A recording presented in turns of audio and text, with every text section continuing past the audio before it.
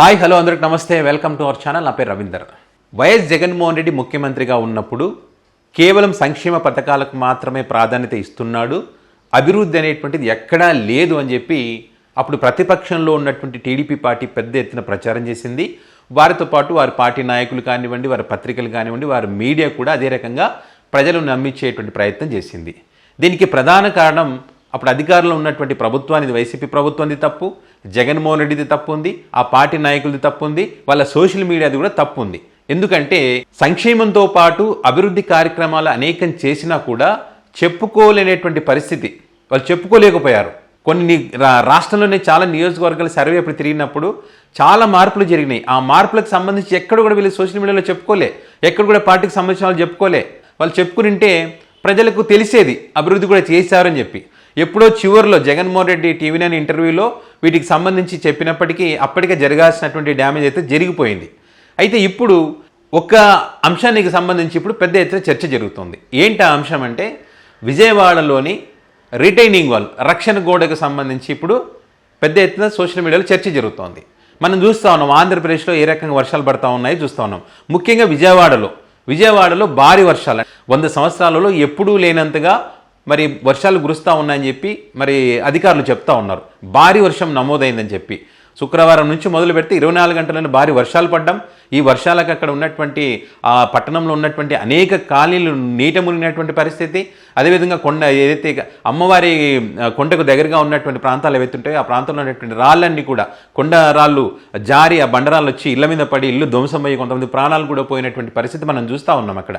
So ఇదే కాకుండా చాలా ప్రాంతాలు, రాజీవ్ గాంధీ పార్కు కానివ్వండి, ఇందిరాగాంధీ మున్సిపల్ స్టేడియం కానివ్వండి, అదేవిధంగా లో బ్రిడ్జి కానివ్వండి, అదేవిధంగా బెంచ్ సర్కిల్ కానివ్వండి, వన్ టౌన్ కానివ్వండి, బస్ స్టాప్ కానివ్వండి, ఇవన్నీ కూడా నీట మునిగినటువంటి పరిస్థితి ఉంది. సో వీటికి సంబంధించినటువంటి వీడియోలు కూడా, విజువల్స్ కూడా మీరు స్క్రీన్ పైన చూడొచ్చు.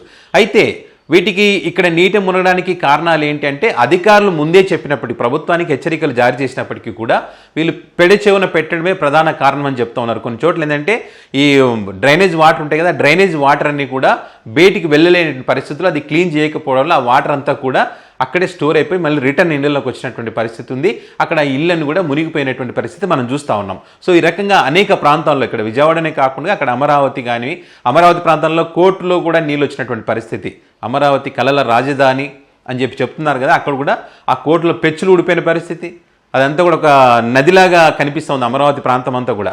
మంగళగిరి ప్రాంతంలో కూడా అదే రకంగా ఉన్నాయి. వాటికి సంబంధించినటువంటి విజువల్స్ కూడా మీరు చూడండి. సో రాకపోకలకు ఇబ్బంది కలిగినటువంటి పరిస్థితి మనం ఇప్పుడు చూస్తూ ఉన్నాం విజయవాడ, అమరావతి, గుంటూరు ఆ ప్రాంతానికి సంబంధించి. అయితే ఇక్కడ గతంలో ఎన్నో ఇబ్బందులు పడినటువంటి ఈ కృష్ణమ్మ వారధికి కింది ప్రాంతంలో ఉన్నటువంటి కృష్ణలంక, కొన్ని గ్రామాలు, కొన్ని కాలనీస్ ఉంటాయన్నమాట. ఈ కాలనీలు సుమారుగా 1,00,000లకు పైగా అక్కడ నివాసం ఉండేటువంటి పరిస్థితి ఉంటుంది. సో గతంలో అక్కడ ఇలాంటి వర్షాలు పడితే కనుక వాళ్ళంతా కూడా వాళ్ళకు ఉన్నటువంటి సామాన్లు పట్టుకొని తలా ఒక దిక్కు వెళ్ళేటువంటి పరిస్థితి గతంలో ఉండేది.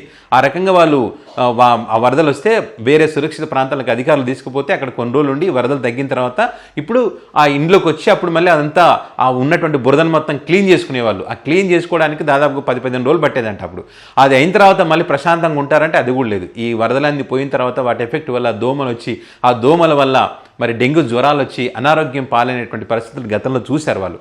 కానీ ఇప్పుడు ఏదైతే కృష్ణమ్మ వారధి కింద ఉన్నటువంటి, కృష్ణమ్మ వారధి, కనకదుర్గమ్మ వారధి కింద ఉన్నటువంటి ఆ ప్రాంతాల కాలనీలంతా కూడా సురక్షితంగా ఉన్నాయి. ఎందుకంటే జగన్మోహన్ రెడ్డి అక్కడ రిటైనింగ్ వాల్ నిర్మించడం వల్ల ఇప్పుడు ఈ వరద నీరు అనేటువంటిది ఆ ప్రాంతాలకు పోకపోవడం వల్ల. సో ఇప్పుడు జగన్మోహన్ రెడ్డికి సంబంధించినటువంటి చర్చ జరగడానికి కారణం ఇదే. జగన్మోహన్ రెడ్డి ఆ రోజు ముందు చూపుతో ఇది నిర్మించారు కాబట్టి ఎన్నో సంవత్సరాలుగా ఉన్నటువంటి ఈ కష్టాన్ని జగన్మోహన్ రెడ్డి గుర్తించి వాళ్ళు నిర్మించడం ద్వారా ఈరోజు మేము సురక్షితంగా ఉండగలిగాం, లేకపోతే గతంలో పడ్డటువంటి ఇబ్బందులు మేము పడేవాళ్ళం అనేటువంటి ఒక చర్చ ఇప్పుడు ప్రస్తుతం నడుస్తూ ఉంది. దానికి సంబంధించి సోషల్ మీడియాలో పెద్ద ఎత్తున ఆ రిటైనింగ్ వాళ్ళకి సంబంధించి కానీ, జగన్మోహన్ రెడ్డి గతంలో మాట్లాడిన మాటలకు సంబంధించి కానీ ఇప్పుడు పెద్ద ఎత్తున పెడతా ఉన్నారు. మరి ఇది ప్రజలు గుర్తించారంటే గుర్తించలేదని నేను అంటాను. ఎందుకంటే మొన్న జరిగినటువంటి ఎన్నికల ఫలితాలు ఒకసారి మీరు చూడండి. విజయవాడ ఆ ప్రాంతానికి సంబంధించి కూటమి తరపు నుంచి పోటీ చేసినటువంటి అభ్యర్థులకు 70,000, 60,000, 40,000, 25,000, 35,000 మెజారిటీ ఆ ప్రాంతంలో వచ్చింది. మరి ఇది జగన్మోహన్ రెడ్డి చేశారని చెప్పి అక్కడ ప్రజలు గుర్తించారంటే లేదు. సో ఆ ఎన్నికల ఫలితాలు ఎలా వచ్చినా ఏమైనా కూడా ఇప్పుడైతే ఆ ప్రాంతంలో ఉన్నటువంటి ప్రజలైతే ఈ వరద నీటికి ఇబ్బందులు పడకుండా ప్రశాంతంగా ఉన్నటువంటి పరిస్థితులు అయితే మనం చూస్తూ ఉన్నాం. ఏదేమైనా అభివృద్ధి చేసి చెప్పుకోలేక ఓడిపోయినటువంటి ఏకైక ముఖ్యమంత్రి వైఎస్ జగన్మోహన్ రెడ్డి అనడానికి ఇది ఒక ఎగ్జాంపుల్.